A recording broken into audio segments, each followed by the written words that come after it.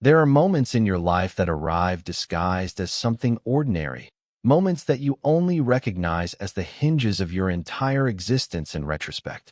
They are rarely loud. They don't announce themselves with thunder or fanfare. Instead, they are quiet, composed of small things: a shift in weight, the scent of rain-damp wool, the almost imperceptible sound of another person's breathing slowing into the cadence of sleep. For me, that moment was happening now, on a Tuesday in late October, on the worn navy blue couch that had seen me through 4 years of art school and 2 years of a fledgling photography career. It was a moment defined by the solid, warm weight of Julian's head resting on my shoulder, a pressure that felt both impossibly heavy and lighter than air. It was a boundary, a line drawn in sand that I had meticulously maintained for years, now being washed away by a slow, unconscious tide. And as the city hummed its low, ceaseless lullaby outside my window, I sat perfectly still, a statue carved from equal parts terror and a fragile, blossoming hope, cataloging the cartography of this new, unmapped country. It had started 3 weeks earlier, not with a gentle tide, but with a deluge. The catalyst arrived on my doorstep at 11 o'clock on a Wednesday night, looking like the human embodiment of a shipwreck. Julian stood in the fluorescent glare of my apartment building's hallway, his usually vibrant presence diminished, his shoulders slumped under an invisible weight. Rain slicked his dark hair to his forehead and darkened the shoulders of his jacket, but it was the hollowness in his eyes that told the real story of the storm he'd just weathered. He and Sarah were over. It wasn't a surprise, not really. I had been a quiet observer of their relationship for years, watching it evolve from a bright, burning thing into a comfortable, and then strained, habit. I saw the fault lines they both pretended weren't there, the subtle dissonances in their laughter, the way they'd started talking past each other instead of to each other. I was the friend, the neutral territory, the Switzerland of their slowly dissolving union. He didn't need to say much. The exhaustion was a physical presence in the air between us. "It's done," he'd said, his voice raspy, as if he'd spent hours shouting or hours trying not to. I just stepped aside and let him in, the way I always did. My apartment had long been his sanctuary from the pressures of his high-stakes consulting job, from the silent tensions at home, from the general noise of a life lived at full volume. Here it was quiet. The walls were lined with my photographs, stark black and white landscapes, portraits of strangers caught in moments of quiet contemplation, and the air smelled of darkroom chemicals, old books, and coffee. It was a space curated for calm, a reflection of the stillness I cultivated in myself. He drifted into the living room and collapsed onto the couch, not with his usual sprawling energy, but with a slow, careful folding, as if his bones ached. "Can I just stay here for a bit?" he asked the cushions, not me. "Stay as long as you need," I replied, my voice softer than I intended. And so the ritual began. It wasn't a conscious decision made by either of us. It was an unspoken arrangement that fell into place with the quiet inevitability of autumn leaves turning. He didn't want to be alone in the apartment he and Sarah had shared, a space suddenly haunted by the ghosts of shared futures. So, most nights, he would end up at my place. He'd arrive late, carrying the scent of the office and the city's exhaust, his tie already loosened, his face etched with a weariness that went deeper than his job. He would bring takeout, usually something greasy and comforting that we'd eat out of cardboard containers while sitting on the floor, and he would talk. He would talk about his day, about a frustrating client or a breakthrough in a line of code, deliberately skirting the edges of the gaping hole Sarah's absence had left. I listened, offered quiet affirmations, and kept his wine glass full.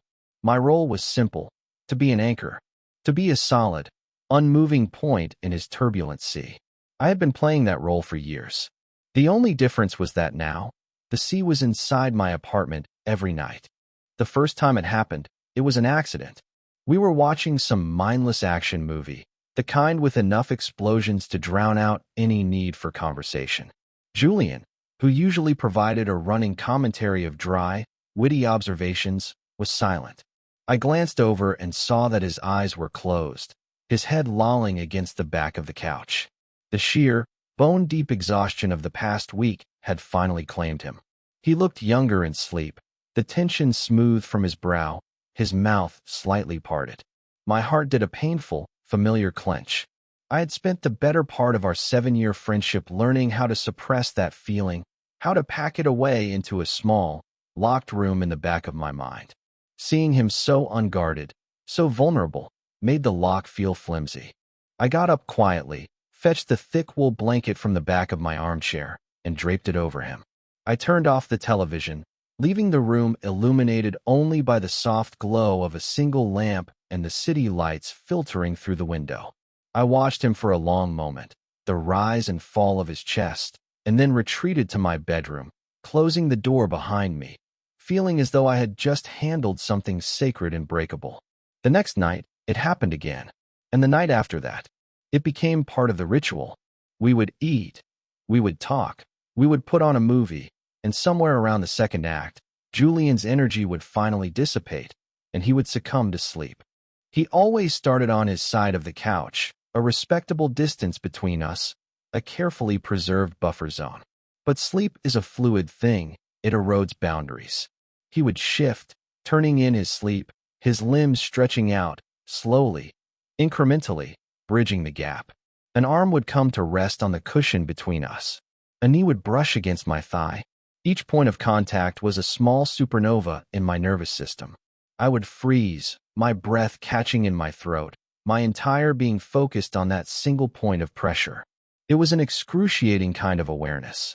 I was a seismologist, and he was the earth, and I was registering every tiny, unconscious tremor, trying to decipher its meaning, terrified of the earthquake it might portend. I told myself it meant nothing. He was exhausted. He was grieving a relationship. He was seeking comfort in the most basic, human way possible, and I was simply the nearest warm body. My apartment was a safe harbor, and I was the dock he was tethering himself to for the night. To assign any deeper meaning to it would be an act of profound self-destruction. Julian was my best friend. He was straight. He was heartbroken over a woman. These were the foundational truths of our relationship, the girders that held everything up. To question them, to hope for more, would be to invite the entire structure to collapse. And the thought of losing him, of my quiet world being devoid of his loud, brilliant, chaotic energy, was infinitely more terrifying than the ache of my unrequited feelings. So I sat still. I learned to regulate my breathing, to slow my frantic pulse. I became a master of stillness, a living statue on my own couch, letting him sleep. Then came the night of the shift. It was a subtle escalation, but to me, it felt like a tectonic plate grinding into a new position. We were a month into the ritual. The initial shock of his breakup had subsided into a low-grade, persistent melancholy. That night, he was quieter than usual. He barely touched his food, pushing noodles around the container with his chopsticks. The silence in the apartment wasn't comfortable. It was heavy, thick with things unsaid. When we settled on the couch for the movie, a quiet, independent film this time, not an action blockbuster, the space between us felt different. It felt charged. He sat closer than usual from the start, our shoulders not quite touching, but sharing the same magnetic field. Halfway through the film, he sighed, a deep, weary sound that seemed to come from the very marrow of his bones. "Leo," he murmured, his voice low. "I'm so tired." It wasn't a complaint about a lack of sleep. It was a confession of a deeper exhaustion, a weariness of the soul. Before I could formulate a response, something more meaningful than a simple platitude, he shifted. He didn't just drift or slump. It was a deliberate, albeit sleepy, movement. He leaned into my side, his head finding the space on my shoulder, as if it were a pillow that had been waiting for him all along. And there it was. The moment from the beginning. The hinge. My entire body went rigid. Every nerve ending fizzed and sparked.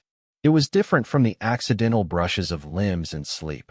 This was a conscious choice, however drowsy. He had chosen to lean on me. The weight of his head was immense, a physical manifestation of his trust, his vulnerability. I could feel the warmth of him through the fabric of my sweater, could smell the faint, clean scent of his shampoo, mixed with something uniquely him, something I could only describe as the scent of home, if home were a person. My heart hammered against my ribs like a trapped bird. Don't move. Don't breathe. Don't ruin this. The mantra looped in my head. This was a test. A test of my self-control, of my ability to be the friend he needed me to be, and not the man who was desperately, hopelessly in love with him.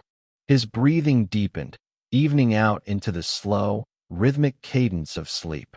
The tension in his body seemed to melt away, his form slumping more heavily against me. He trusted me. He felt safe enough with me to let go completely. The thought was a double-edged sword, one side a profound, aching tenderness, the other a sharp, piercing sorrow. He could only do this, could only be this vulnerable, because he had no idea of the storm he was unleashing inside of me. He was asleep in the eye of a hurricane, oblivious to the winds raging just beyond his peaceful stillness. I wanted to rest my cheek against the top of his head, to close my eyes and just exist in this impossible moment. But I didn't dare. I was a guardian at the gate, and the gate was my own self-control. So I sat there for what felt like hours, the movie playing out unnoticed on the screen, its light flickering across his sleeping face. I studied the curve of his eyelashes against his cheek, the small scar that cut through his left eyebrow from a childhood fall, the way his lips were parted just slightly. These were details I knew by heart, details I had captured in countless stolen glances over the years, but seeing them this close, in this context, felt like seeing them for the first time.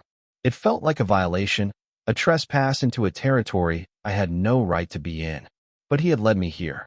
He had opened the door and walked through, pulling me with him into this strange, twilight space between friendship and something else. Eventually, my own exhaustion began to set in. My muscles ached from the rigid stillness. My neck was stiff. I knew I should move. I should gently extricate myself, cover him with the blanket, and go to bed. It was the sensible thing to do, the safe thing to do. But the thought of that warmth leaving my side, of the space beside me becoming empty and cold again, was unbearable. It was a selfish thought, and I hated myself for it. He was using me as an anchor, and I was starting to think of him as my own. It was a dangerous, volatile exchange. But for tonight, just for this one night, I couldn't bring myself to break the connection. I leaned my own head back against the couch, careful not to disturb him, and closed my eyes, letting the sound of his breathing be my anchor in the dark. This new ritual, the ritual of him falling asleep on me, became the new normal. It happened almost every night he stayed over. The pretense of watching a movie became thinner and thinner, until it was just a silent acknowledgement that this was how the evening would end. He would arrive, we would eat, and then we would migrate to the couch, and he would fold himself against me and drift away. I learned the precise angle to sit at to make a more comfortable hollow for his head. I learned to anticipate the small, sleepy twitch of his fingers and the soft sigh he would make just before he was fully under. My apartment, once my solitary fortress, had become a shared space, a sanatorium for his weary heart. And my body, once my own, had become his pillow, his refuge. I lived in a state of hypervigilance. My life was divided into two distinct zones, the hours Julian was with me, and the hours he was not. When he was gone, I would edit my photos, work in the darkroom, go for long, aimless walks through the city, trying to physically exhaust the nervous energy that accumulated in his presence. I would stand on a bridge overlooking the river, watching the water flow, and I would think about currents, about how easy it is to get swept away. When he was with me, my entire universe shrank to the dimensions of my living room couch. Every sense was heightened. I was aware of the subtle shifts in the air pressure when he moved, the way the lamplight caught the gold flecks in his brown hair, the sheer, overwhelming fact of his physical presence. It was exhausting, this constant, minute analysis of every gesture, every word, every silence. I was a scholar of a language only I could hear, and I was terrified of mistranslating it. Was this just friendship, intensified by grief? Was I just a convenient, warm object, a human security blanket? Or was something else happening? Was the foundation of our friendship shifting under our feet, so slowly that only I, with my heightened sensitivity to every tremor, could feel it.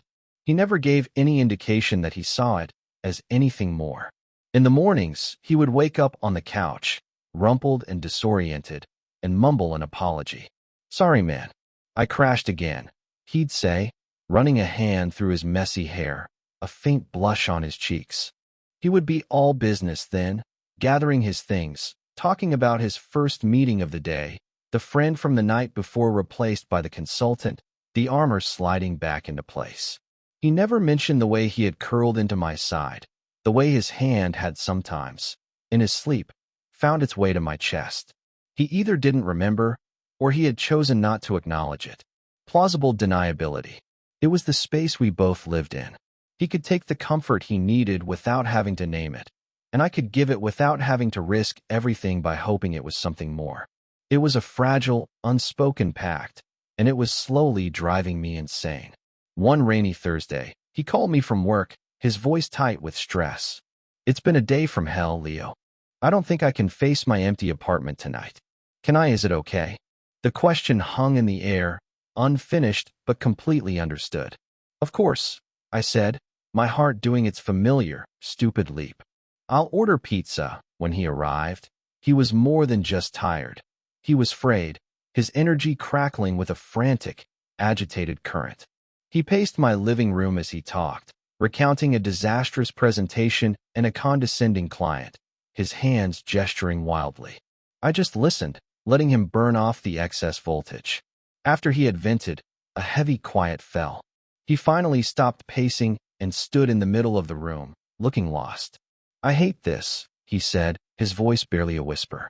"I hate feeling so untethered." He looked at me, and for a split second, the polished surface of Julian, the charming consultant, the life of the party, cracked, and I saw the lonely, confused man underneath. It was a look of such raw, unguarded need that it almost knocked the air from my lungs. He didn't move towards the couch. Instead, he just stood there, waiting. It was a question, a silent one, and I knew, with a sudden, terrifying clarity, that the old ritual wasn't going to be enough tonight. The unspoken pact was being renegotiated. I took a breath. "Come here," I said. The words were quiet, but they felt momentous, as if I had just set a great weight in motion. He didn't hesitate. He crossed the room in 2 strides and practically fell into my arms. It wasn't a hug, not in the casual, back-patting way we had hugged 100 times before. This was an anchoring. He wrapped his arms around my waist, buried his face in the crook of my neck, and just held on, his body trembling slightly. I stood frozen for a second, shocked by the sudden, overwhelming intimacy, before my own arms came up to encircle him, my hands pressing flat against the broad expanse of his back. I could feel his heart beating against my chest, a frantic, unsteady rhythm. He held me with a desperate strength, as if he were afraid I might dissolve and leave him floating alone in the dark. We stood like that for a long time, in the middle of my living room, the forgotten pizza growing cold on the coffee table. The only sound was the rain tapping against the window panes and the ragged sound of our breathing. He wasn't seeking sleep.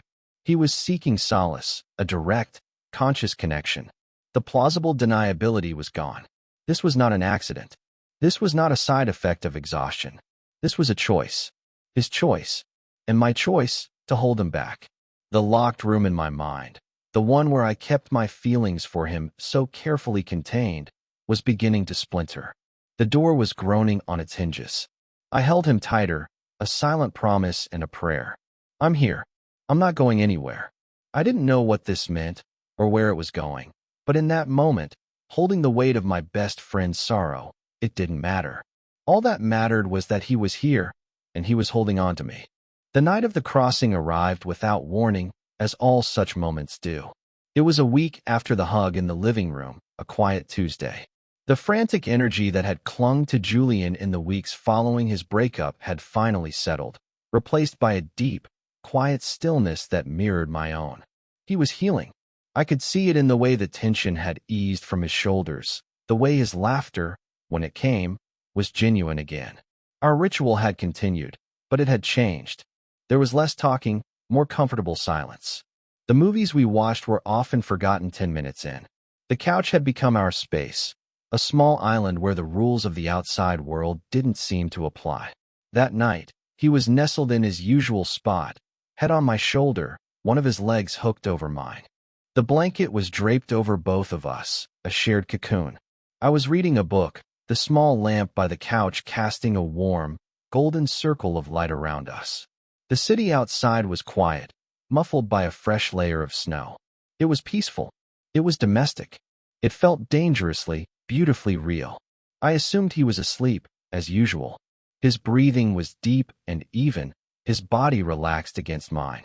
I turned a page, the soft rustle of the paper the only sound in the room. Leo. His voice was so soft, so close to my ear, that I startled. My heart jumped into my throat. He wasn't asleep. He had been awake this whole time, lying here against me, in the quiet dark. I couldn't speak. I just made a small, questioning sound. He shifted, lifting his head from my shoulder. The loss of his warmth was immediate and sharp. He propped himself up on one elbow, looking at me. His face was in shadow, but I could see the glint of his eyes, wide and serious. The air, which had been so peaceful moments before, was now thick with a sudden, palpable tension. My book lay forgotten in my lap. My hands were suddenly clammy. "Can I ask you something stupid?" he whispered. I finally found my voice, though it came out as a reedy croak. "You can ask me anything," he hesitated, his gaze dropping to my mouth for a fraction of a second before meeting my eyes again. The look on his face was one I had never seen before. It was a combination of fear, uncertainty, and a raw, startling vulnerability. The charming, confident Julian was nowhere to be seen. This was someone else. Someone new and fragile. "Would it be okay?" he began, his voice barely audible over the frantic drumming in my ears. "If I kissed you?" The world stopped. The snow outside, the distant hum of the city, the ticking of the clock on the wall. It all fell away into a vast, silent emptiness. There was only his question, hanging in the air between us like a suspended particle of dust in a sunbeam. It was not a demand. It was not a proposition. It was a plea. It was a question that offered me all the power, all the control. It was asking for permission, for safety. He was terrified. I could see it in the slight tremor of his hand resting on the cushion between us. And in his terror, I found my own courage. The years of carefully constructed walls, of self-denial, of patient, silent waiting, they crumbled to dust in that single, heart-stopping second. I didn't answer with words. I couldn't. Instead, I lifted a hand, my own fingers trembling slightly, and gently cupped his jaw. His skin was warm. He leaned into my touch, a small, shuddering breath escaping his lips. And then, slowly, as if moving through water, I leaned in. He met me halfway. The first touch of his lips to mine was impossibly soft. It wasn't a kiss of passion or of pent-up desire. It was a question. It was a confession. It was the quietest, most earth-shattering thing I had ever experienced. It tasted of uncertainty and a tentative, dawning hope. It lasted only a moment, but it rearranged my entire universe. When we pulled back, we were only inches apart. His eyes were still closed, his forehead resting against mine. "Okay," he whispered, as if in answer to a question only he had heard. "Okay," I whispered back. And in the quiet aftermath of that single, hesitant kiss, my mind, no longer tethered to the present, began to drift backward, searching for the beginning, for the first frame in the long, slow-developing photograph of us. I needed to understand how we had gotten here, to this impossible, beautiful moment on a snowy Tuesday night. My thoughts unspooled, rewinding past the breakup, past the ritual on the couch, past the years of consulting jobs and girlfriends, all the way back to a brightly lit, sterile classroom in the university's art building. Back to the day I first saw him. He was an anomaly in my world of charcoal dust and turpentine. I was a sophomore photography major, already living and breathing in shades of gray. My life was spent in the darkroom, coaxing images from blank paper or behind a lens, trying to capture the quiet poetry of the mundane. The class was Art History 101, a required course I was taking to get it over with. Julian was there, as I learned later, for the exact opposite reason. It was an easy elective, a GPA booster for a business major with a schedule packed with economics and statistics. He sat 2 rows in front of me, and from the very first day, he was impossible to ignore. He wasn't just handsome in the conventional sense. He radiated a kind of effortless, kinetic energy, as if he were powered by a different source than the rest of us. He would lean back in his chair, laughing with the person next to him, his voice a warm, confident baritone that cut through the professor's droning lecture. He was all bright colors and motion in my monochrome world. He was life, unfiltered. I, on the other hand, was a creature of the background. I was the quiet observer, the one who noticed things. I noticed the way the afternoon light from the tall, arched windows would catch in his hair. I noticed that he doodled intricate, geometric patterns in the margins of his notebook instead of taking notes. I noticed that despite his outward confidence, he had a habit of chewing on the end of his pen when he was genuinely concentrating on a slide of a Renaissance painting. I was drawn to him not just for his looks or his charisma, but for these small, human details. He was a fascinating subject, and I, the photographer, was captivated. I never spoke to him. The chasm between his world of sunlit business fraternities and my world of shadowy darkrooms seemed too vast to cross. The bridge between our worlds turned out to be a midterm exam. I was in the library late one night, surrounded by heavy art history tomes, trying to cram the stylistic differences between Donatello and Michelangelo into my sleep-deprived brain. He was there, too, at a nearby table, looking utterly lost. He was staring at a textbook with a look of profound bewilderment, the confident energy I was used to completely absent. He looked up and caught my eye, a flicker of recognition passing between us. "You're in my art history class, right?" he asked, a note of desperation in his voice. I nodded. "I have no idea what I'm looking at," he confessed, gesturing to a picture of a Gothic cathedral. "It all just looks like pointy buildings to me." I smiled, a genuine, unforced smile. "That's a fairly accurate, if simplistic, assessment," he laughed, and the sound was like a switch being flipped, filling the quiet library corner with warmth. "You seem like you know what you're doing," he said. "Any chance you'd be willing to trade some tutoring for pizza?" It was the beginning. We spent the next 4 hours huddled over my notes, with me explaining the principles of linear perspective and him listening with a surprising intensity. I discovered that beneath the charming exterior was a sharp, inquisitive mind. He didn't just want the answers. He wanted to understand the why. I also discovered he was funny, with a dry, self-deprecating wit that was completely at odds with his campus king persona. By the end of the night, my stomach ached from laughing, and the chasm between our worlds didn't seem so vast after all. That one study session turned into many. We became friends. It was a friendship that, on the surface, made little sense.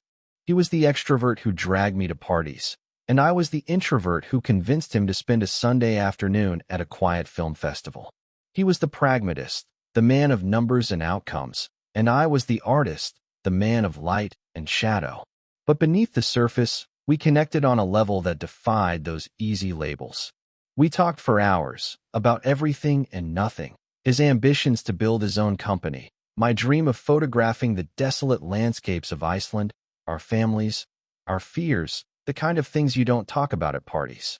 I became his confidant, the person he came to when the pressure of his own ambitions became too much. And he became my window to the world, the one who pushed me out of my comfortable, solitary shell. And, of course, I fell in love with him. It wasn't a sudden, dramatic fall.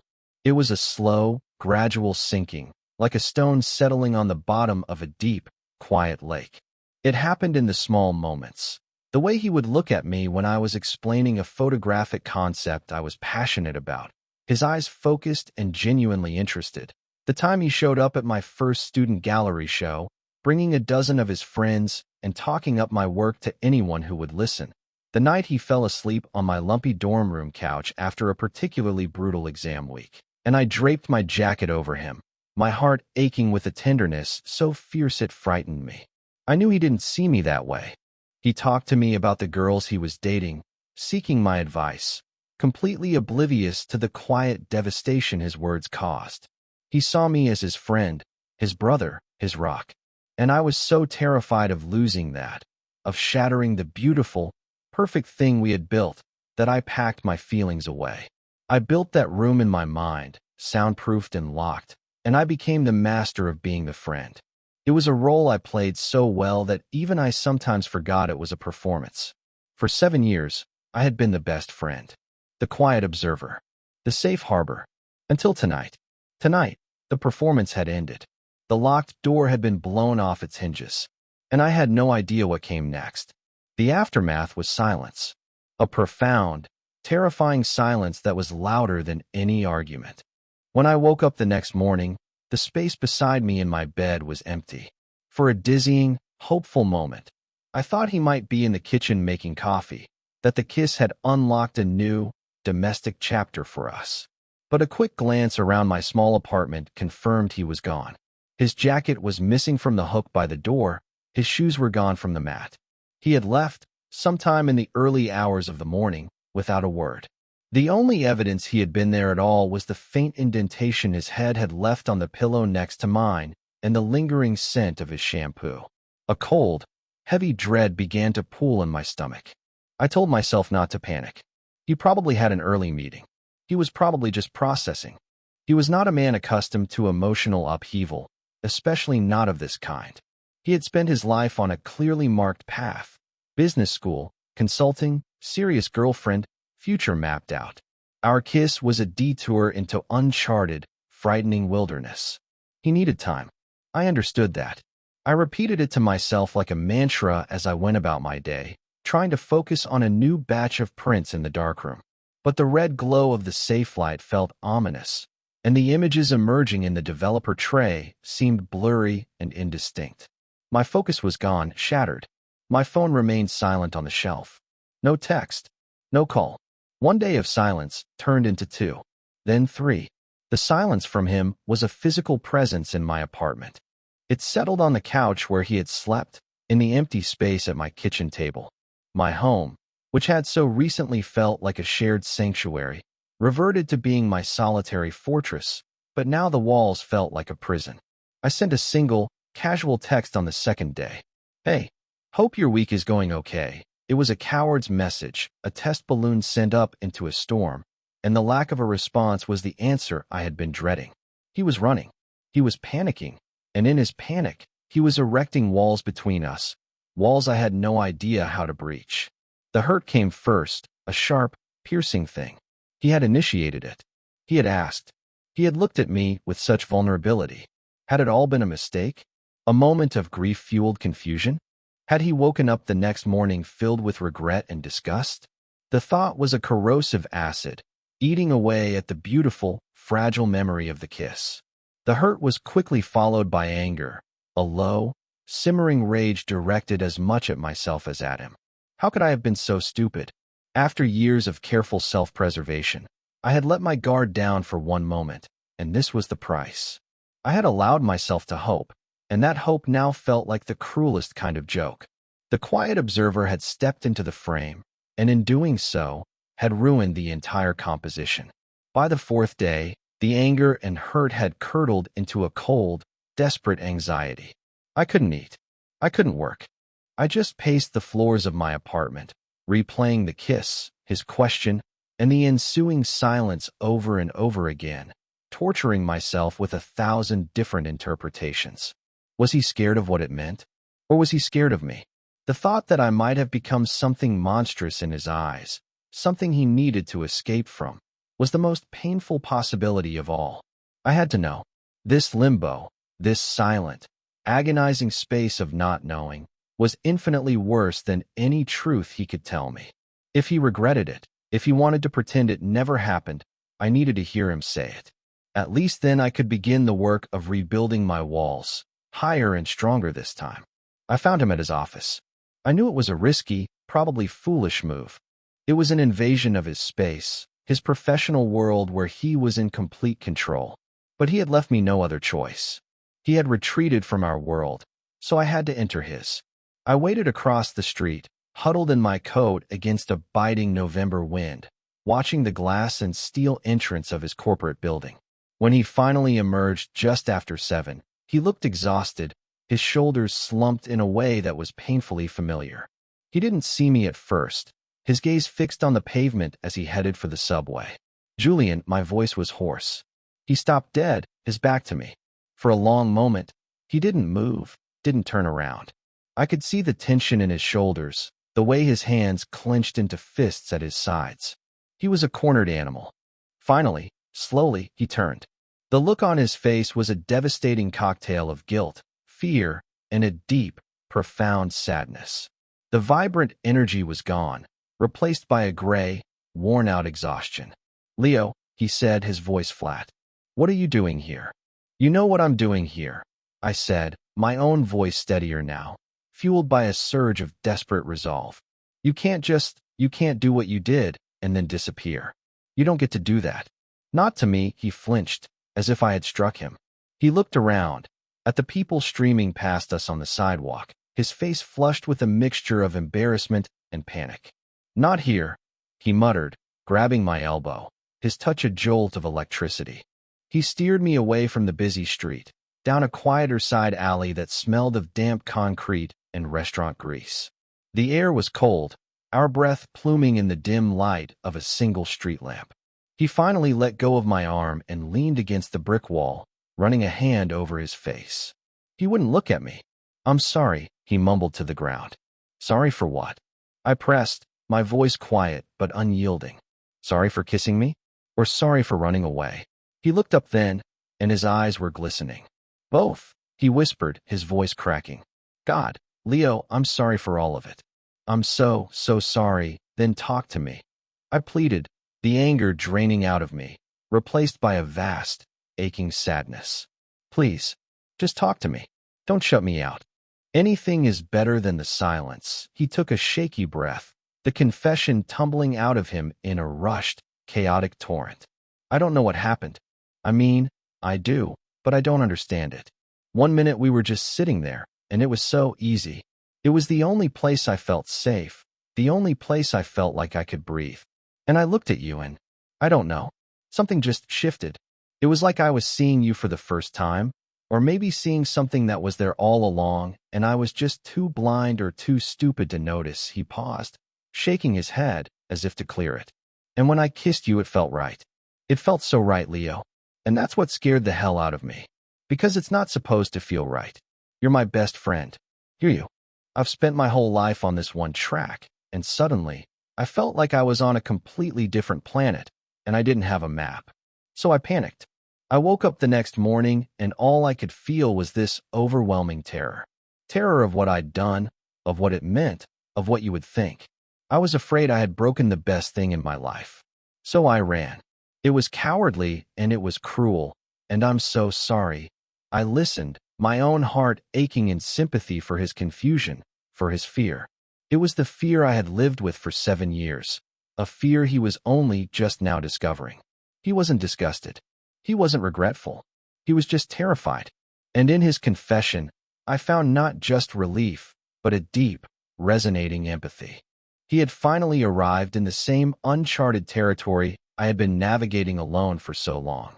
"You didn't break it," I said softly, stepping closer to him, into his space. He looked at me, his eyes wide and searching. "You think I haven't been scared? Julian, I have been living on that planet for years. You just finally decided to visit." The admission hung in the cold air between us. It was the closest I had ever come to a full confession of my own. His expression shifted, the fear and confusion giving way to a dawning, incredulous understanding. "For years," he whispered. I just nodded, a small, tight movement of my head. 1,000 unsaid conversations, 1,000,000 stolen glances, 7 years of carefully guarded feelings, all passed between us in that one, silent acknowledgement. He stared at me, really stared at me, as if he were trying to recalibrate his entire understanding of our shared history. He was seeing the lock, the hidden room, the years of my patient performance. "Oh," he breathed, the word a small puff of white in the frigid air. "Oh, Leo." He closed the remaining distance between us, his cold hands coming up to cup my face, his thumbs gently stroking my cheeks. His touch was no longer hesitant or uncertain. It was deliberate. It was sure. "I am so stupid," he said, his voice thick with emotion. "And I am so sorry. Stop being sorry," I murmured, my own hands finding his waist, holding him there. "And just stay this time. I'm not going anywhere," he promised, his eyes locked on mine. And then he leaned in and kissed me again. This time, there was no hesitation. There was no fear. It was not a question. It was an answer. It was a beginning. The conversation in the alleyway was not a magical fix. It was a demolition. It leveled the old, precarious structure of our friendship, the one built on unspoken truths and careful omissions, and left us standing in the rubble, with nothing but a new, terrifying, and honest foundation to build upon. The days that followed were quiet, tentative. We were like two people learning a new language, one of gestures and hesitant touches instead of words. The easy, thoughtless intimacy of our old friendship was gone, replaced by a careful, conscious intentionality. A hand brushing against another as we walked down the street was no longer an accident. It was a choice, a small declaration. He still came over to my apartment most nights, but the ritual had changed. The couch was no longer the focal point. We would cook dinner together in my small kitchen, moving around each other in a new, slightly awkward choreography. The silence between us was different now, too. It was no longer a space to be filled with the distraction of a movie. It was a space to simply exist in, a space for observation and understanding. I would watch him chop vegetables, his brow furrowed in concentration, and I would feel a sense of profound, peaceful wonder. I was no longer just observing him. I was sharing a life with him, in these small, mundane increments. The first time he stayed the night after our confrontation was a study in gentle negotiation. After dinner, a familiar weariness settled over him. "I'm exhausted," he said, a faint blush coloring his cheeks, as if the words themselves were an admission of a new vulnerability. In the old days, this would have been the cue for the couch ritual. Now, we both just stood there in the quiet living room, the couch looking like a relic from a past life. "Stay," I said, the word simpler this time, stripped of all its former desperation. It was an invitation, not a plea. "My bed is big enough for two." He looked from me to the closed door of my bedroom, a flicker of the old uncertainty in his eyes. I understood. The couch had been a liminal space, a place with no rules. My bedroom was different. It was my most private space. To enter it together was to cross a definitive threshold. I held out my hand. A simple, open offering. After a moment that stretched for an eternity, he took it. His hand was warm and solid in mine. I led him into the bedroom. The simple act of walking through the doorway together feeling more momentous than any kiss. We didn't talk. We just undressed in the dim light, a shared, unspoken shyness between us. We climbed into bed, and for a while, we lay on our backs, a few inches of cool sheet separating us, staring up at the ceiling. The silence was not awkward, but it was alive. It was the sound of two people trying to figure out the shape of a new world. Finally, he turned onto his side to face me. "Leo," he whispered into the dark. "I'm here," I answered. "Is this okay?" he asked, his voice small. "For you? Is this what you want?" The question was so open, so earnest, so focused on my needs after I had spent years silently catering to his, that it made my throat tighten. "More than anything," I whispered back, the confession finally spoken aloud, easy and true. He let out a long, slow breath, as if he had been holding it for a week. He shifted closer, closing the small gap between us. He didn't kiss me. He just rested his forehead against mine, his hand finding mine under the covers. And we lay there like that, our fingers intertwined, breathing in sync in the quiet dark, until we both fell asleep. There was no plausible deniability. There was no ritual of convenience. There was just this. Just us. We began to build our new life in the quiet spaces. It was a life made of small, ordinary moments that felt extraordinary. It was waking up in the morning to find him already in the kitchen, his hair a mess, wearing one of my old t-shirts, frowning in concentration as he tried to work my complicated coffee maker.